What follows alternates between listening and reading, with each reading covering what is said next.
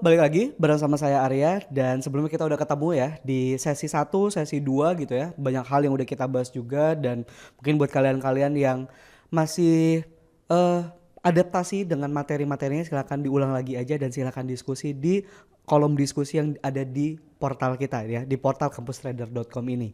Gitu. Jadi saya dan tim juga nanti akan bantu kalian hal-hal apa aja yang belum dimengerti dan kita akan jelasin juga di sana gitu. Oke? Nah, di sesi yang ketiga ini kita nggak akan ngobrolin hal-hal yang terlalu berat ya. Jadi kita akan ngobrolin tentang mindset lah. Kita akan ngobrolin tentang mindset. Jadi ini sebagai apa ya? Istirahat dulu lah, istirahat dulu untuk kita ngomongin. Mungkin kemarin ada yang ngerasa oke langsung paham mas, tapi ada juga yang ngerasa aduh ini perlu diulang-ulang gitu ya, perlu di ngertiin lagi, ya nggak apa-apa, santai aja. Nah, di sesi yang ketiga ini kita akan ngobrolin yang namanya pilar trading ya. Kita akan ngobrolin namanya pilar trading. Jadi di dalam trading itu ada pondasi-pondasinya yang perlu kita tahu sebagai seorang trader. Nah, kita masuk ke yang pertama. 3 komponen trader itu ada metode, ada teknikal, ada money management, sama ada mindset atau psikologi. Jadi kalau selama ini kita mikir trading itu cuman gimana caranya kita nemuin teknikal atau metode aja yang bagus, ya enggak, salah ya. Di trader, kita sebagai trader, saya, kalian semua untuk menjadi trader yang sukses itu bukan dari metodenya yang bagus doang, tapi kalian punya mindset atau punya psikologi yang bagus ya. Kalian disiplin, kalian konsisten, kalian bijak, kalian wise. Kemudian kalian tahu di mana ini bukan area makan kalian. Kalian tahu di mana kondisi kalian tuh jangan masuk ke dalam market. Di mana kalian perlu masuk ke dalam market itu kalian tahu, which is mindset atau psikologi. Dan juga kalian tahu berapa kalian meresikokan uang kalian di dalam industri ini. Banyak orang itu gagal atau margin call habis ratusan juta, puluhan juta, miliaran itu saya pernah ketemu. Di komunitas itu saya sering ketemu orang-orang yang habis banyak banget di industri forex ini. Kok bisa? Ya karena mereka nggak punya money management dan nggak punya psikologi. Mindset psikologi yang betul itu mereka nggak punya. Karena pikiran mereka adalah metode ya. Hidupnya ini cuman mencari keniscayaan. Kalian yang berharap punya metode yang 100% bisa bekerja di semua kondisi market, silahkan bermimpi. Karena nggak akan ada. Dan gini, metode itu porsinya paling kecil dibandingkan money management sama mindset atau psikologi. Dia tuh cuma 20%. Sisanya itu money management dan yang paling tinggi itu sebetulnya psikologi. Gini ya, saya kasih gambaran. Belajar teknikal itu gampang nggak? Ya gampang. Kalian beli buku. Kalian ikut kelas ya, kalian ikut kelas ini misalnya, kalian nanti ikutan kelas yang lainnya gitu, yang teknikalnya, lebih teknikalnya. Diulang seminggu, 2 minggu, 3 minggu pasti paham ya. Kalian praktek, kalian praktekkan, kalian tonton, catat semuanya yang ada di kelas tersebut, yang ada di buku, e-book, dan mungkin kalian ikut workshop dan lain-lain. Kalian akan cepat paham untuk dari sisi teknikal. Tapi money management sama mindset atau psikologi ini bukan hal yang instan yang bisa kalian pelajari langsung dan berubah. Ini adalah habit kalian, behavior kalian yang perlu dirubah, which is perlu waktu. Nah, problemnya adalah banyak trader yang mengira kalau metodenya bagus kita bisa profit gede banget. Sebetulnya kan enggak kayak gitu. Contoh, misalnya kalian, oke, nggak usah ngomongin trading deh. Kalian ikutan workshop sama miliuner, ya. Kalian ikutan workshop bisnis sama miliuner yang bisnisnya udah gede banget dan kalian ikutan seminar atau workshop sama mereka. Menjamin nggak kalian bisa seperti mereka? Belum tentu. Tapi dari 100 orang yang hadir pasti ada berapa persennya yang bisa ngikutin jejaknya sama kayak yang si pembicaranya. Karena bukan dari sisi teknikalnya, kan mereka-mereka ini kan si pebisnis ini yang sukses ini kan mereka share apa aja yang mereka lakukan. Ada banyak orang di awalnya ngira oh ini gampang, ini bisa lah dilakuin. Bisa dilakuin dalam jangka waktu yang pendek. Konsisten belum tentu, disiplin belum tentu, ada rasa nggak nyaman, ada rasa untuk berubah itu pasti ada rasa nggak nyaman. Yang awalnya full margin jadi sehat nggak nyaman, ya kan? Dan begitu mungkin juga sebaliknya gitu ya, pasti nggak nyaman lah. Orang yang udah terbiasa trading sehat disuruh full margin ya pasti nggak mau lah. Tapi misalnya dipaksa untuk full margin gitu ya pasti nggak nyaman. Gitu. Ada perubahan di sana, ada switching behavior di sana. Nah itu kita perlu bisa kuasain, kita perlu bisa kuasain diri kita sendiri. Jadi kalau misalnya di luar sana kan juga ada yang banyak bilang paling ini kaya dari jualan kelas aja gitu kan, tapi tradingnya nggak ada uangnya gitu, ya terserah gitu. Saya nggak jamin kalian ikutan kelas ini kalian bisa jadi trader yang sukses, nggak bisa. Ini balik lagi ke diri kalian sendiri. Di sini saya cuma sharing apa yang saya lakukan ya selama ini trading gitu ya. Apa yang saya rasakan, saya share, saya cerita sama kalian semua. Kalau kalian mau dengerin ya syukur, enggak juga ya terserah. Kalian kayak nggak berpengaruh buat saya kayak juga nggak akan berpengaruh buat kalian gitu. Jadi di sini kita cuma sharing aja gitu. Nah, teknikal metode kalau saya share pun gampang. Nanti di sesi berikutnya kita akan ngomongin yang namanya teknikal, itu gampang banget. Seminggu, 2 minggu, 3 minggu selesai. Sudah kalian bisa kuasain. Tapi mindset psikologi yang benar itu perlu dibuild dari awal. Nih untung buat kalian-kalian yang baru masuk ke dalam industri forex ini. Mindset psikologi bisnis trading ini bukan satu hal yang mudah. Ini perlu kalian tahu. Ya, ini pahit tapi perlu kalian tahu. Ini bukan bisnis yang mudah. Ini perlu modal, perlu banyak pengorbanan, waktu, ya, otak, ya, tenaga. Kalian perlu banyak belajar karena ini bukan permainan beli dan jual aja. Ini kalian bangun kerajaan bisnis kalian sendiri. Kalian bangun sebuah bisnis yang akan kalian develop dan kalian sebagai foundernya. Kira-kira kayak gitu. Jadi kalian perlu tahu apa yang dilakukan. Makanya kalau kalian gak punya uang ya kalian silakan investasi leher ke atas. Yang kalian perlu tahu adalah di dalam industri forex ini, kalau kalian gak punya uang, kalian gak perlu trading pakai uang kalian sendiri. Kalau kalian punya skill tradingnya, kalian bisa buka forex copy, kalian bisa buka pump ya. Di broker-broker itu ada fasilitasnya, ada forex copy. Jadi kalian punya portofolio ya. Kemudian kalian open di sana dan banyak orang yang follow kalian, kalian dapetin sharing profit dan kalian nggak trading pakai uang kalian sendiri. Itu. Kalau kalian punya skill. Ya, kalau kalian punya skill, kalian bisa buka forex copy atau kalian bisa ikutan Profirm. Profirm itu gampang ini. Saya kenalin di awal Profirm. Profirm itu adalah funding talent. Jadi kalau misalnya di siswa atau mahasiswa, kita kenal yang namanya beasiswa. Siswa pintar itu bisa dapat beasiswa. Siswa bodoh nggak bisa dapat beasiswa. Makanya kita perlu pakai otak kita dalam melakukan apapun. Kita perlu belajar. Orang pintar kan nggak tiba-tiba terlahir pintar. Orang bodoh juga nggak terlahir bodoh. Bodoh sama pintar itu proses. Dia mau belajar apa enggak. Behavior mereka selama ini sekolah seperti apa. Gitu. Mereka banyak baca buku enggak? Mereka banyak mengikuti pelajaran-pelajaran apa enggak? Apakah mereka banyak bolos? Ya kalau bolos bodoh gitu kan. Tapi kalau misalnya mereka ngikutin semuanya ya mereka bisa pintar. Dan orang pintar dihargain, nggak punya uang tapi mau kuliah di luar negeri ada beasiswa. Mereka apply beasiswa. Tapi orang bodoh mau ke luar negeri biar gengsi dan lain-lain gitu ya, biar dilihat keren, perlu pakai uang sendiri dan maksain biasanya kayak gitu. Jadi sama di industri forex juga kalian nggak perlu punya banyak uang untuk trading dan dapetin hal yang gede banget. Kalian bisa buka forex copy, bisa bikin Profirm didanain ratusan ribu dolar. Gitu. Ada yang dari mulai $5.000, $10.000, $25.000, $50.000, $100.000. Bayangin, kalian dapat uang 1,7 M ditradingkan dan kalian bagi hasil 80% untuk kalian, 20% profitnya buat mereka. Jadi gede banget. Gitu. Jadi nggak perlu berkecil hati, nggak punya uang ya. Modal saya kecil banget mas, kayaknya nggak mungkin dia dapetin uang dari forex ya. Nggak perlu takut. Kalian belajar aja, kalian tumbuhin skillnya aja. Kalau kalian punya skillnya, kalian akan dihargain dimanapun. Orang pintar, orang punya skill itu akan selalu dihargai dimanapun mereka berada. Orang bodoh tuh akan selalu ditertawakan di mana-mana. Ya, akan selalu ditertawakan, nggak akan dihargain. Jadi kalian tolong punya skill biar kalian dihargain. Sama di industri forex ini juga kalian perlu punya skill. Gitu. Metode perlu kalian latih. Money management kalian perlu, kemarin kita udah bahas money management kan, lot kayak gitu. Nah, tinggal psikologi. Psikologi ini yang perlu kalian bangun. Gitu. Disiplin sama konsisten itu bukan hal yang mudah. Kalian belajar seminggu 2 minggu teknikal itu gampang. Tapi untuk memastikan kalau metode ini atau teknikal ini bisa bertahan lama di diri kita, itu perlu punya konsistensi sama disiplin. Action yang konsisten, maka hasilnya konsisten. Kalau kita mau profit yang konsisten, kita perlu punya action yang konsisten. Kalau selama ini kita tradingnya pakai feeling, perasaan, kira-kira ngikut-ngikut orang doang, ikut-ikut sinyal, berharap sinyal doang gitu ya. Bayangin kalau kalian yang pakai sinyal, ya, kalian yang masih ngikutin sinyal, kalau orang yang ngasih sinyalnya mati, kalian mau ngapain? Berhenti kah tradingnya? Nyari master B lain lagi. Masternya meninggal atau hilang, ya, mati masternya, kalian mau ngapain?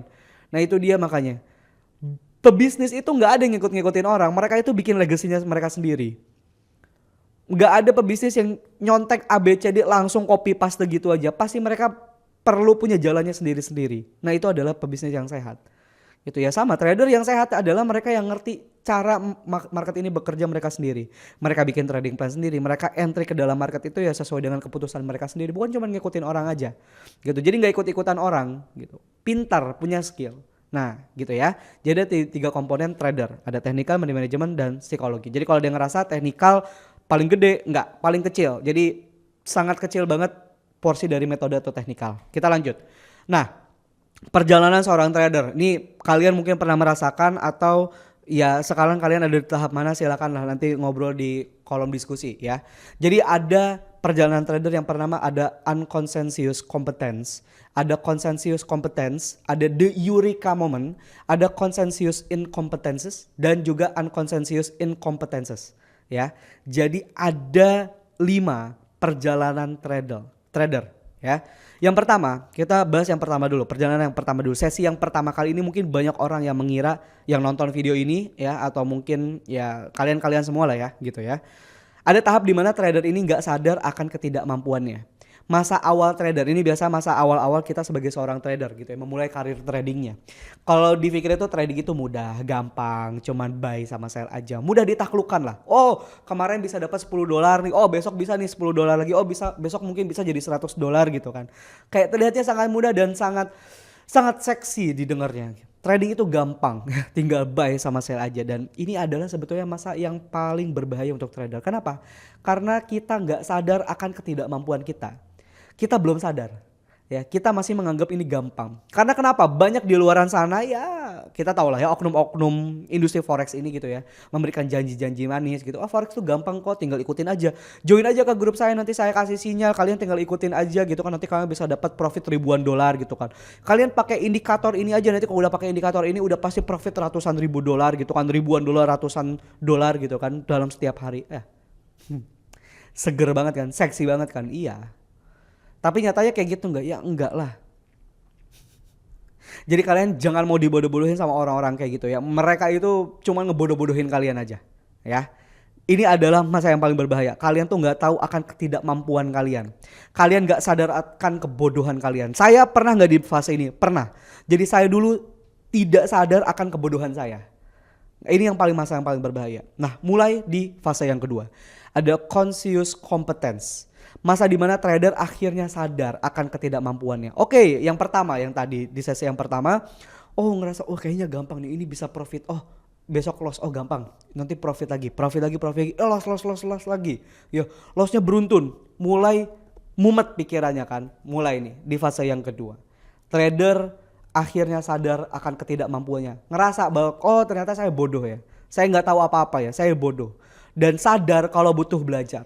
Kalian ini biasanya masuk ke sini ini mungkin di fase ini atau fase yang pertama ya.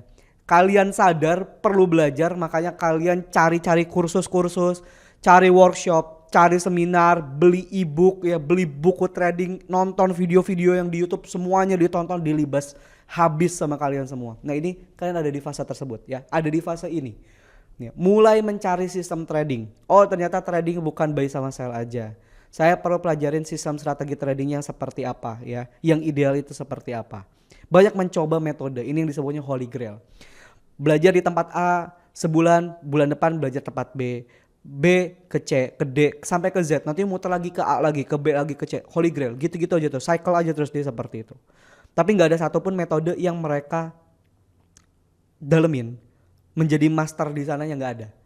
Gitu. Karena lagi euforia belajar, semuanya diambil, semua jadi makan, semuanya ditanam ke otaknya ngebul, akhirnya bingung sendiri ya. Nggak ada satu metode yang dipakai bertahan lama. Contoh gampangnya gini, kalian belajar di sini atau kalian belajar sebelumnya di tempat lain ya, sebelum kalian kesini misalnya kalian belajar di tempat lain dan ngerasa kayaknya nggak profit deh, udah dipakai seminggu 2 minggu ada profit, ada loss, kayaknya saya pengen nyari yang profit terus. Belajar lagi ke sini misalnya. Oh, ternyata di sini juga nggak profit juga, nggak profit sesuai ekspektasi. Cari lagi entar di tempat lain. Hidup kalian habis sampai mati pun akan kayak gitu terus. Sampai mati akan kayak gitu terus. Karena kenapa? Cuman sekilas saja, tapi nggak dalemin apa yang kalian lakukan di dalam industri ini. Gitu.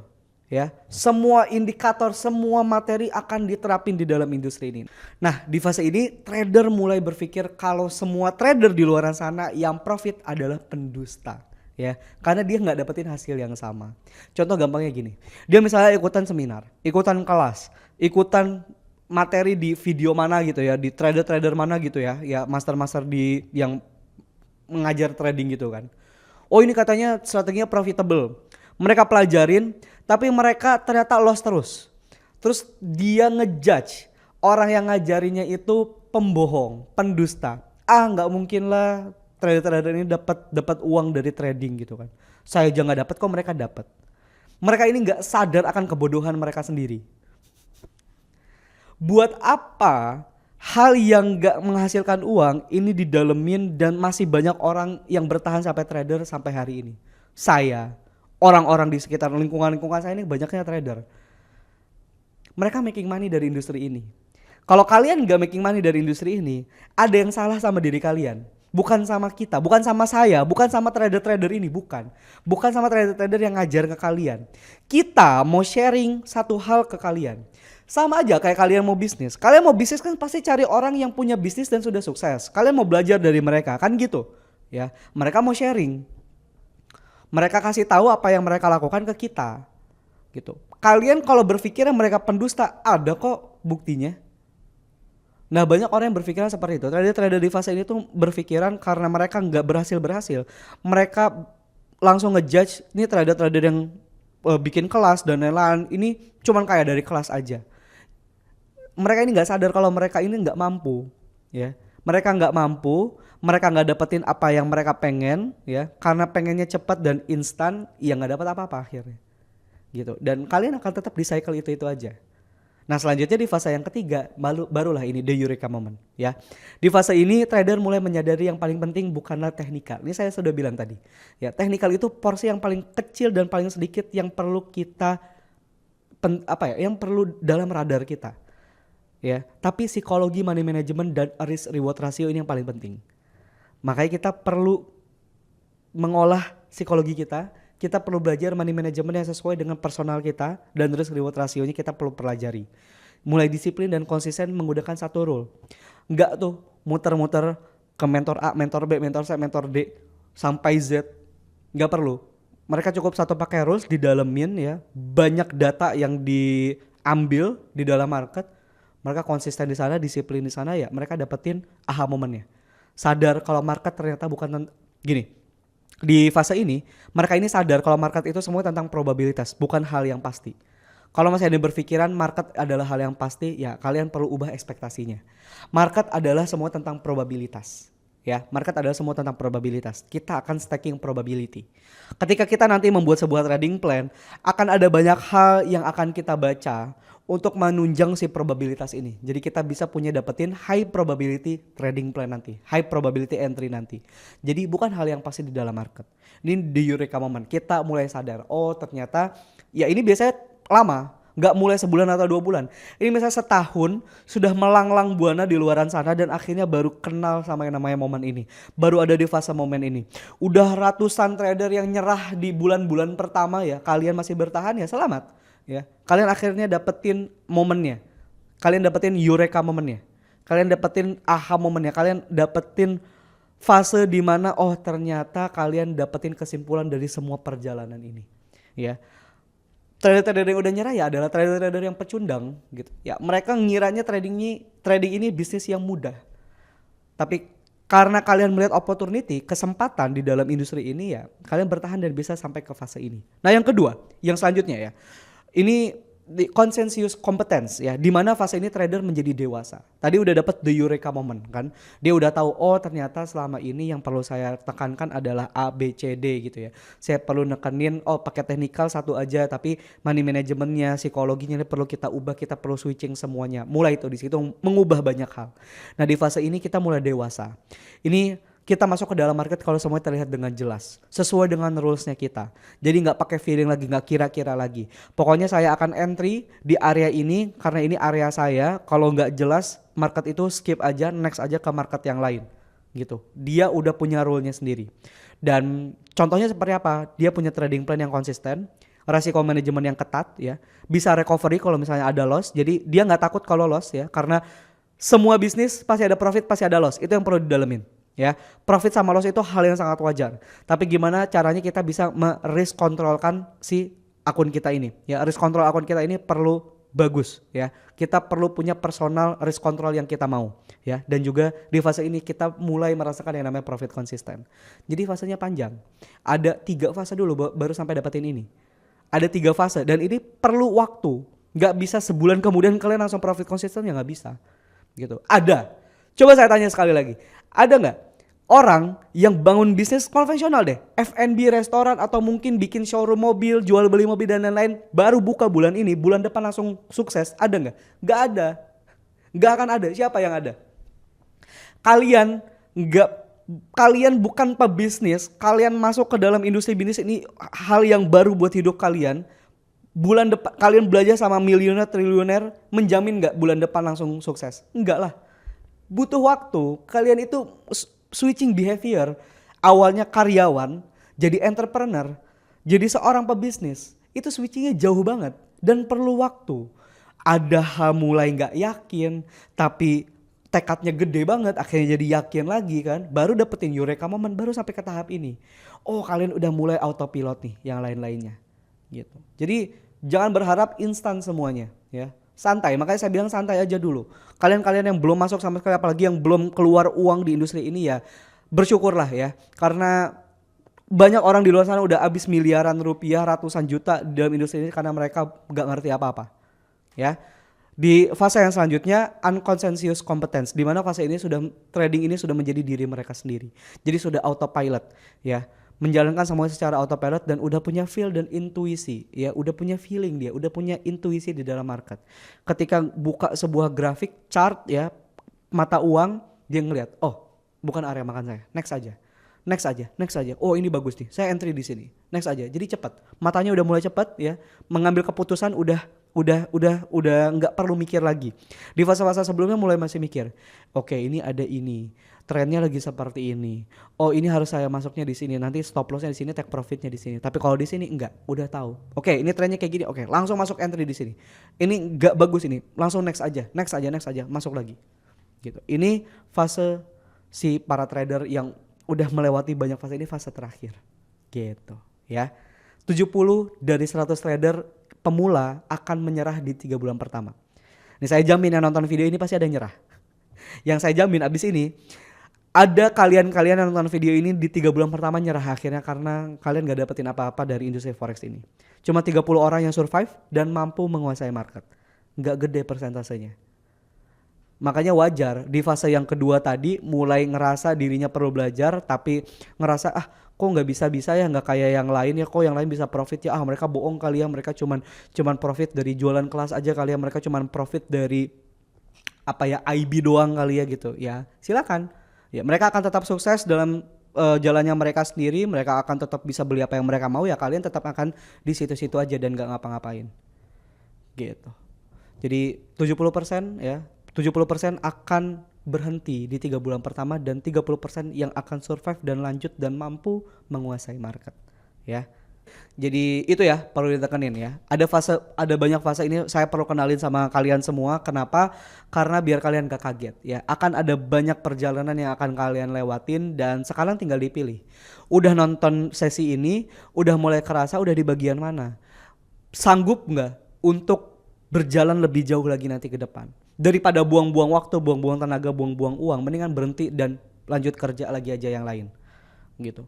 Tapi kalau misalnya kalian ngelihat bisnis industri ini sesuai dengan mereka, industri ini punya opportunity, memberikan kesempatan ke kalian ya, kalian perlu pelajarin dengan maksimal. Kalian perlu belajar investasi leher ke atas.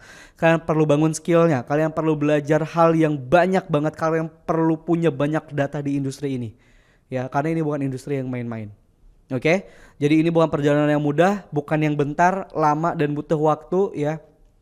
Perlu banyak berperang sama diri sendiri dan ya kalau ada yang udah berhasil melewati ini semua ya selamat gitu. Tapi kalau kalian yang udah melewati dan menyerah ya udah, memang ini bukan buat kalian. Ya kalian silakan cari hal-hal lain di luaran sana gitu. Tapi kalau kalian melihat ini opportunity ya kalian perlu siapkan diri kalian untuk perang ke waktu-waktu yang akan datang lagi. Oke, itu aja dari saya di sesi 3 kali ini ya, materinya nggak berat banget, kita nggak akan ngomongin teknikal, dan sampai ketemu di sesi yang berikutnya.